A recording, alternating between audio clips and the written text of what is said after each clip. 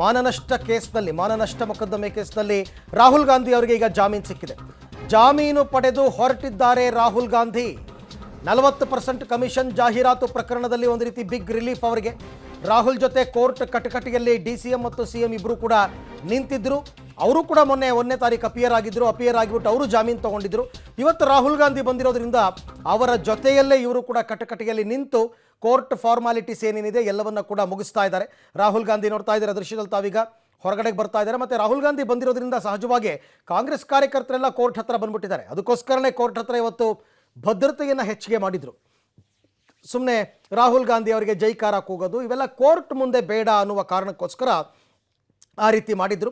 ಇವತ್ತು DK ಶಿವಕುಮಾರ್ ಅವರು, ಸಿದ್ದರಾಮಯ್ಯನವರು, DK ಸುರೇಶ್ ಅವರು ಎಲ್ಲರೂ ಕೂಡ ರಾಹುಲ್ ಗಾಂಧಿ ಅವರಿಗೆ ಸಾಥ್ ಕೊಟ್ಟಿದ್ದಾರೆ. ಸುರ್ಜೇವಾಲಾ ಕೂಡ ಜೊತೆಯಲ್ಲಿದ್ದರು.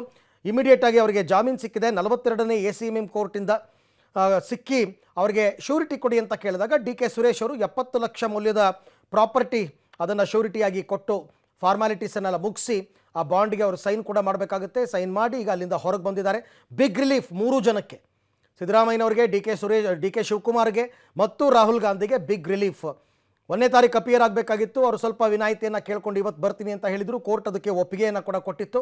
ಅದರಂತೆ ಇವತ್ತು ಬೆಳಗ್ಗೆ ಕೋರ್ಟ್ ಕಲಾಪ ಆರಂಭ ಆಗ್ತಾ ಇದ್ದ ಹಾಗೆಯೇ ರಾಹುಲ್ ಗಾಂಧಿ ಅವರು ಕೋರ್ಟ್ಗೆ ಹಾಜರಾಗಿದ್ದಾರೆ. ಇವತ್ತು ಬೆಳಗ್ಗೆ ದೆಹಲಿಯಿಂದ ಬೆಂಗಳೂರಿಗೆ ಬಂದಿರತಕ್ಕಂಥದ್ದವರು ಬಂದು ಈಗ ಎಲ್ಲ ಕೋರ್ಟ್ ಕಲಾಪವನ್ನೆಲ್ಲ ಮುಗಿಸಿದ್ದಾರೆ. ಇದಾದ ನಂತರ ಕಾಂಗ್ರೆಸ್ ಪಕ್ಷದ ಕಾರ್ಯಗಳು ಅಂದರೆ ಒಂದು ಸಭೆಯನ್ನು ಇಟ್ಕೊಂಡಿದ್ದಾರೆ. ಈ ಸರ್ತಿ 28 ಜನ ಕಾಂಗ್ರೆಸ್ನಿಂದ ರಾಜ್ಯದಲ್ಲಿ ಏನು ಸ್ಪರ್ಧೆ ಮಾಡಿದರು, ಆ 28 ಜನ ಗೆದ್ದವರು, ಸೋತವರು, MP ಗಳು ಮತ್ತು ಸೋತವರು ಎಲ್ಲರೂ ಕೂಡ ಇವತ್ತು ಸಭೆಗೆ ಬರ್ತಾ ಇದ್ದಾರೆ. ಒಂದು ಆತ್ಮಾವಲೋಕನ ಸಭೆ ಅಂತಂದರೆ ತಪ್ಪಾಗಲಿಕ್ಕಿಲ್ಲ. ಯಾಕೆ, ಏನಾಯಿತು, ಎಲ್ಲಿ ಮಿಸ್ ಆಯಿತು, ಯಾಕೆ ಸೋಲಾಯಿತು, ರಾಜ್ಯದಲ್ಲಿ ಕಾಂಗ್ರೆಸ್ ಅಧಿಕಾರದಲ್ಲಿದ್ದರೂ ಕೂಡ ಯಾಕೆ 9 ಸೀಟ್ ಗೆಲ್ಲೋದಕ್ಕೆ ಸಾಧ್ಯ ಆಯಿತು, ಇದೆಲ್ಲದಕ್ಕೆ ಸಂಬಂಧಪಟ್ಟಂತೆ ಅವರು ಚರ್ಚೆಗಳನ್ನ ಮಾಡ್ತಾರೆ. ಅದು ಪಕ್ಷದ ಕೆಲಸಗಳು, ಅವರ ಪಕ್ಷದ ಕಾರ್ಯಚಟುವಟಿಕೆಗಳು ಅದನ್ನು ಮಾಡ್ತಾರೆ. ಸದ್ಯಕ್ಕಂತೂ ಕೋರ್ಟ್ನಿಂದ ಈಗ ರಾಹುಲ್ ಗಾಂಧಿಗೆ ಬಿಗ್ ರಿಲೀಫ್ ಸಿಕ್ಕಿದೆ. ಇದು ಬೇಲಬಲ್ ಅಫೆನ್ಸ್ ಆಗಿದ್ದರಿಂದ ಎಲ್ರಿಗೂ ನಿರೀಕ್ಷೆ ಇತ್ತು ಜಾಮೀನು ಸಿಕ್ಕೇ ಸಿಗುತ್ತೆ ಅಂತಂದ್ಬಿಟ್ಟು. ಹಾಗಾಗಿ ಅವ್ರು ಹೋಗ್ಬಿಟ್ಟು ಜಾಮೀನನ್ನು ಪಡೆದುಕೊಂಡು ಬಂದಿದ್ದಾರೆ. ಬಟ್ ಈ ನೆಲದ ಕಾನೂನು ಏನು ಹೇಳುತ್ತೆ, ಪ್ರತಿಯೊಬ್ಬರಿಗೂ ಕೂಡ ಕಾನೂನು ಒಂದೇ. ಅಪಿಯರ್ ಆಗಬೇಕು ಅಂದರೆ ಆಗಬೇಕಷ್ಟೇ, ಅದು ಯಾರೇ ಆಗಿದ್ದರೂ ಕೂಡ. ಹಾಗಾಗಿ ಇವಾಗ ರಾಹುಲ್ ಗಾಂಧಿ ಅವರು ಅಪಿಯರ್ ಆಗಬೇಕಾಗಿ ಬಂತು. ಇವತ್ತು ದೆಹಲಿಯಿಂದ ಬಂದು ಕೋರ್ಟ್ ಮುಂದೆ ಹಾಜರಾಗಿ ಕಟಕಟೆಯಲ್ಲಿ ನಿಂತು ಕೋರ್ಟ್ ಏನು ಹೇಳುತ್ತೆ ಅದನ್ನು ಕೇಳಿ ನಿಮಗೆ ಜಾಮೀನು ಮಂಜೂರು ಮಾಡಲಾಗಿದೆ, ನೀವು ಶ್ಯೂರಿಟಿಯನ್ನು ಕೊಟ್ಟು ಜಾಮೀನು ಪಡಿಬೋದು ಅಂತ ಹೇಳಿದ ತಕ್ಷಣ ಇಮಿಡಿಯೇಟಾಗಿ DK ಸುರೇಶ್ ಪರ ಅಂದರೆ ಅವ್ರ ಕಡೆ ಲಾಯರ್ಸ್ ಎಲ್ಲ ರೆಡಿ ಮಾಡಿರ್ತಾರೆ. ಸೊ ಹಾಗಾಗಿ 70 ಲಕ್ಷ ಮೌಲ್ಯದ ಆಸ್ತಿಯ ಶ್ಯೂರಿಟಿಯನ್ನು ಈಗ DK ಸುರೇಶ್ ಅವರು ಕೊಟ್ಟಿದ್ದಾರೆ. DK ಶಿವಕುಮಾರ್ ಅವರ ಸಹೋದರರು. ಸಹಜವಾಗಿ ರಾಹುಲ್ ಗಾಂಧಿ ಅವರು ಬರ್ತಾರೆ ಅಂತಂದಾಗ ಎಲ್ಲ ದೊಡ್ಡ ದೊಡ್ಡ ಲೀಡರ್ಸ್ ಎಲ್ಲರೂ ಕೂಡ ಇವತ್ತು ಬರಲೇಬೇಕಾಗಿತ್ತು. ಹಾಗಾಗಿ ಮುಖ್ಯಮಂತ್ರಿ, ಉಪಮುಖ್ಯಮಂತ್ರಿಗಳೆಲ್ಲ ಬಂದರು. ಅವರದೇ ಪಕ್ಷದ ನೇತಾರ, ಜೊತೆಗೆ ಅವರು ಪ್ರತಿಪಕ್ಷ ನಾಯಕರಾಗ್ತಾರೆ ಅನ್ನೋ ಮಾತುಗಳು ಕೂಡ ಕೇಳಿ ಬರ್ತಾ ಇದೆ. ಜೊತೆಗೆ ಗಾಂಧಿ ಕುಟುಂಬ ಅಂತಂದರೆ ಕಾಂಗ್ರೆಸ್ನಲ್ಲಿ ಅದು ಯಾವತ್ತೂ ಕೂಡ ಸುಪ್ರೀಮೋನೇ. ಹಾಗಾಗಿ ನಾಯಕರಿಗೆ ಕೊಡಬೇಕಾದಂತಹ ಗೌರವ ಏನಿದೆ ಅದನ್ನು ಎಲ್ಲರೂ ಕೂಡ ಕೊಡಬೇಕಾಗಿತ್ತು. ಅದರ ಪ್ರಕಾರನೇ ಇವಾಗ BJP ಹೂಡಿದ್ದ ಮಾನನಷ್ಟ ಮೊಕದ್ದಮೆ ಕೇಸ್ನಲ್ಲಿ ಆರೋಪಿತರಾದಂತಹ ಸಿದ್ದರಾಮಯ್ಯನವರು, ಅಂದರೆ ಆಗ ಅವರು ವಿರೋಧ ಪಕ್ಷದ ನಾಯಕರಾಗಿದ್ದರು, ಅಂದರೆ ಈ ಘಟನೆ ನಡೆದಾಗ, ಜಾಹೀರಾತು ಕೊಟ್ಟಾಗ ಆಗ KPCC ಅಧ್ಯಕ್ಷರಾಗಿದ್ದವರು DK ಶಿವಕುಮಾರ್. ಹಾಗಾಗಿ ಪ್ರಮುಖವಾಗಿ ಅವರಿಬ್ಬರನ್ನೇ ಆರೋಪಿಯನ್ನಾಗಿ ಮಾಡಿದರು. ಮತ್ತು ಪ್ರಚಾರಕ್ಕೆ ಅಂತ ರಾಹುಲ್ ಗಾಂಧಿ ಬಂದಾಗ ರಾಹುಲ್ ಗಾಂಧಿ ಕೂಡ BJP ವಿರುದ್ಧ ಇದೇ ರೀತಿಯಲ್ಲಿ ಮುಗಿಬಿದ್ದಿದ್ರು.